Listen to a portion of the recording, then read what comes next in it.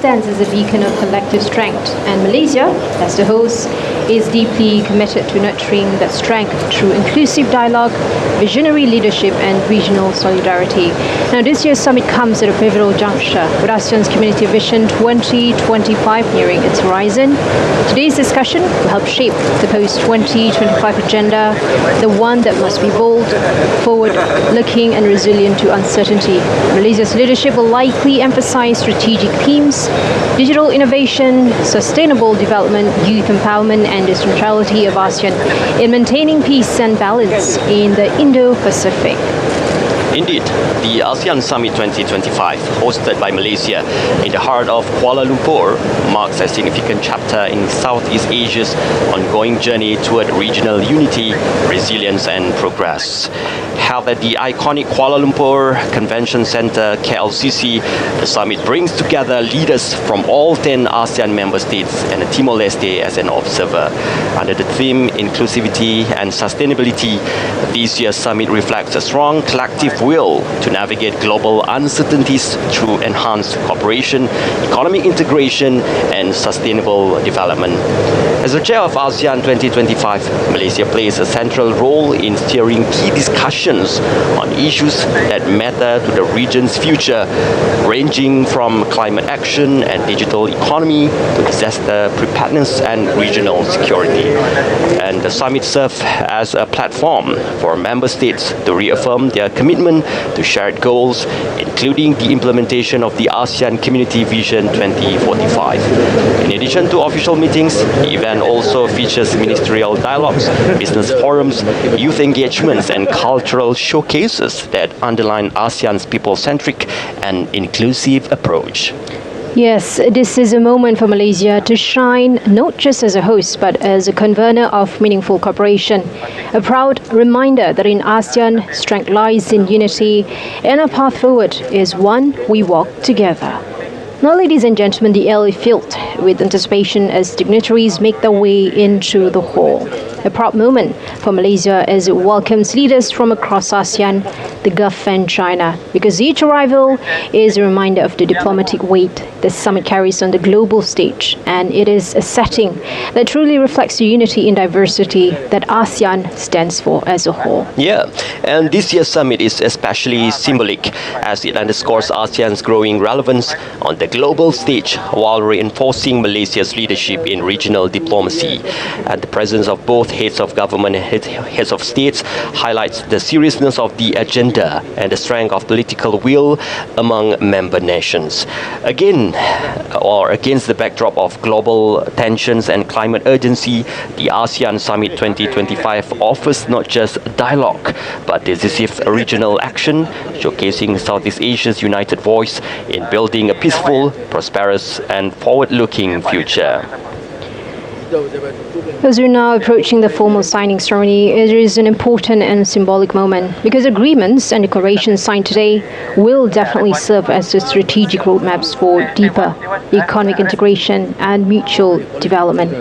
Prime Minister Datuk Sri Anwar Ibrahim is witnessing the occasion alongside fellow ASEAN and GCC leaders, reinforcing Malaysia's role as both the hosts and a bridge between the regions. Now, what we're seeing today is more than diplomacy, it is shaping of tomorrow's global economy. And over the next hour, heads of government and heads of states from ASEAN member countries will arrive, each being formally received by the Honourable Prime Minister of Malaysia, Datuk Sri Anwar Ibrahim.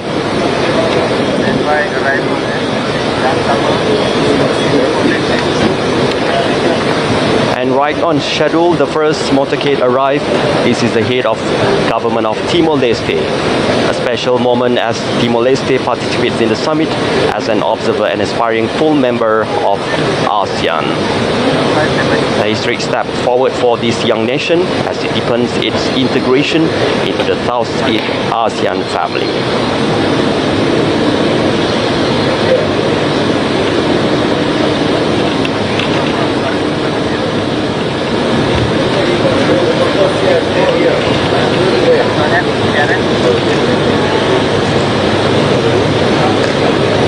saksikan di skrin pada ketika ini, Yang Amat Berhormat Perdana Menteri sedang menerima ketibaan tetamu-tetamu jemputan, dan yang pertama adalah merupakan negara pemerhati Timor Leste. Ketua Negara Timor Leste telah pun tiba untuk menghadiri persidangan ASEAN, di mana Timor Leste telah pun berada pada status sebagai negara pemerhati sepanjang tempoh beberapa tahun ini dan mungkin akan menjadi ahli ASEAN tidak lama lagi secara rasmi.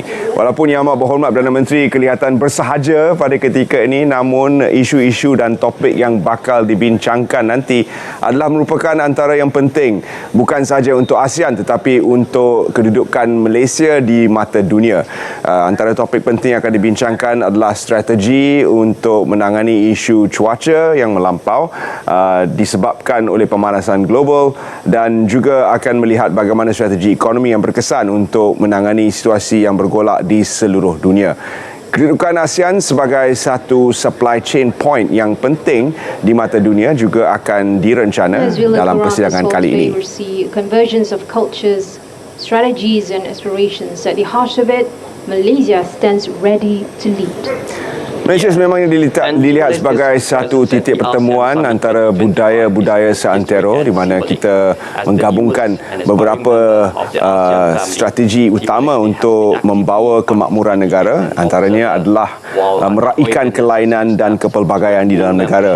Dan di antero ASEAN juga kita lihat bahawa ada negara seperti Malaysia, seperti Singapura, namun secara totalnya Malaysia merupakan satu kolektif kebudayaan yang begitu kaya sekali. Will mark a new chapter for the region, strengthening unity, expanding cooperation and reinforcing ASEAN's vision of cohesive, dynamic and people-centered community.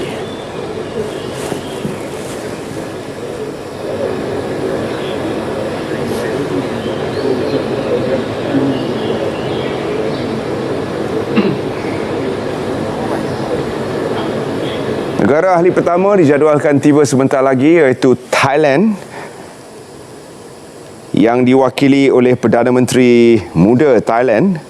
And we will now wait for the arrival of the next head of government as the official welcome ceremony for ASEAN Summit 2025 continues here at KLCC. Yeah, and this year's ASEAN Summit isn't just a check-in.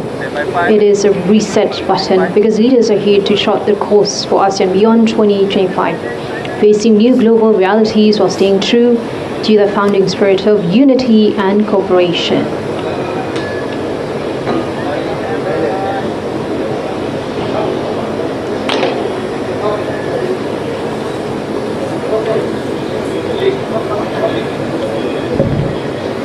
We are witnessing the arrival of Her Excellency Ms. Putintan Shinawatra.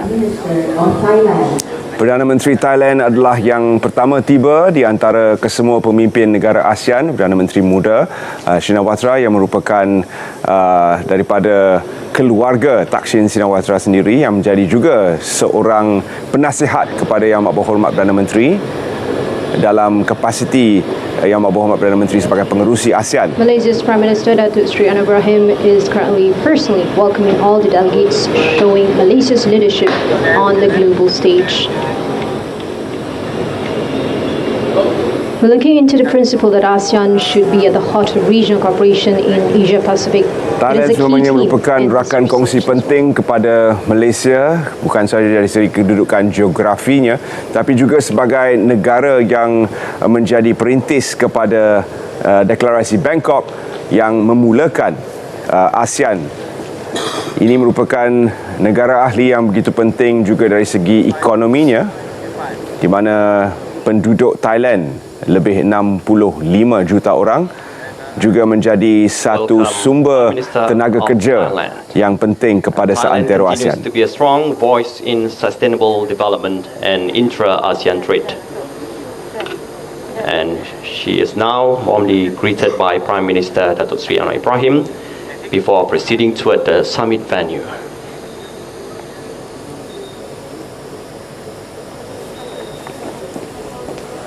Perdana Menteri Thailand yang begitu muda membawa satu kelainan baru kepada senario politik Thailand dan juga akan menyuntik semangat baru ini kepada persidangan ASEAN, di mana beliau mewakili suara muda.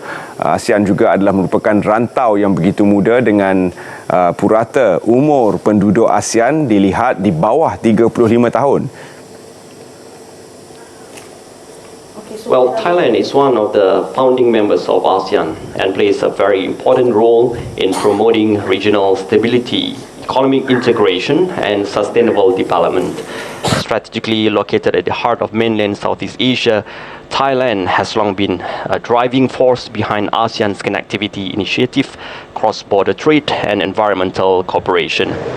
As a key voice in shaping the region's future, Thailand continues to advocate for balanced growth, cultural exchange and constructive diplomacy.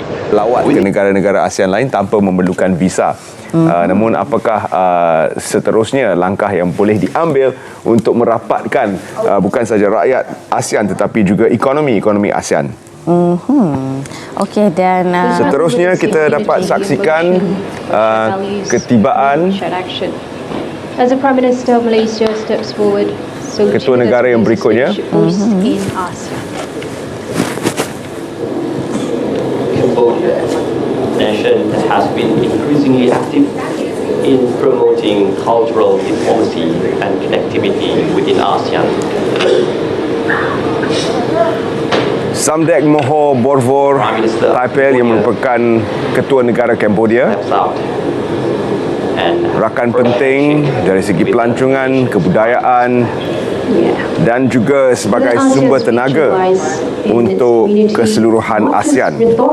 Because with over 203 million people under the age of 35 across the region, youth engagement is not optional, it is very essential. Seperti mana yang diulas tadi, lebih 203 juta daripada rakyat ASEAN adalah di bawah umur 30 tahun. Ini meletakkan ASEAN sebagai antara blok paling muda di dunia, jauh meninggalkan blok-blok ekonomi lain. Jadi menunjukkan bahawa ASEAN adalah satu rakan kerjasama penting untuk masa hadapan, di mana kebanyakan daripada rakyat kita adalah di bawah umur 30 tahun.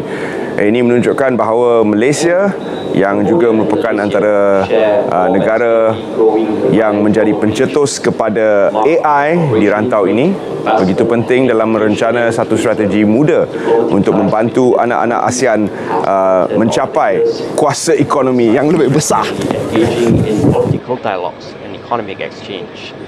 Malaysia is one of the key investors in Cambodia's banking, construction and agriculture sectors for Sebagai thousands of pengerusi berikutnya untuk ASEAN 2026.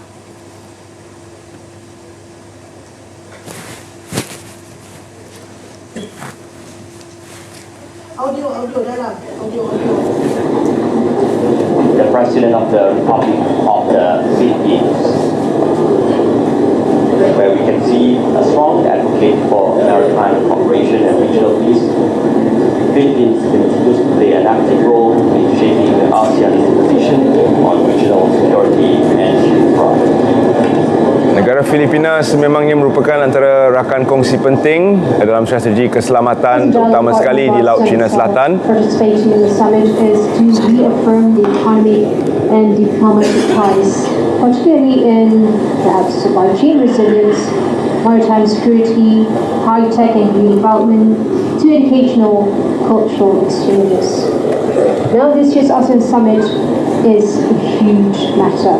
It's a reset button for leaders to chart the course for ASEAN beyond 2025 and more. We're facing new global realities while staying true and committed to the founding spirit of unity and cooperation between the ASEAN nation.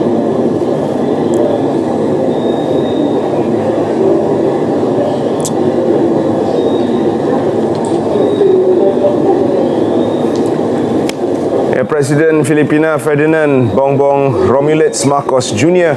adalah merupakan Presiden Filipina yang akan membawa negara itu kepada era moden dengan pelbagai perencanaan di peringkat negara itu sendiri yang mencorak kepelbagaian dalam ekonomi Filipina yang sebelum ini bergantung kepada call center ekonomi dan juga perencanaan untuk kebersamaan itu, dan kita sedang saksikan satu momen bersejarah penting dalam setiap persidangan kemuncak ASEAN, iaitu majlis merakam gambar bersama semua pemimpin dan ketua negara, dan dilihat juga Timor Leste sebagai negara pemerhati turut hadir dalam gambar yang semestinya akan mencorak kenangan untuk tahun 2025 dan kepengerusian Malaysia. Dan inilah gambar yang mencerminkan kesepakatan, dan sebentar lagi di ASEAN Wave Handshake, sinonim dengan kerjasama yang ingin ditunjukkan oleh semua negara-negara jiran ASEAN dan juga negara pemerhati Timor Leste yang mungkin akan menjadi ahli selepas ini secara rasmi.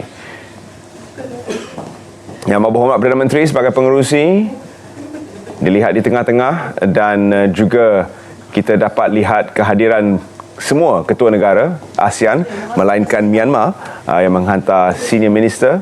Akak jangan ambil set tau, saya ambil.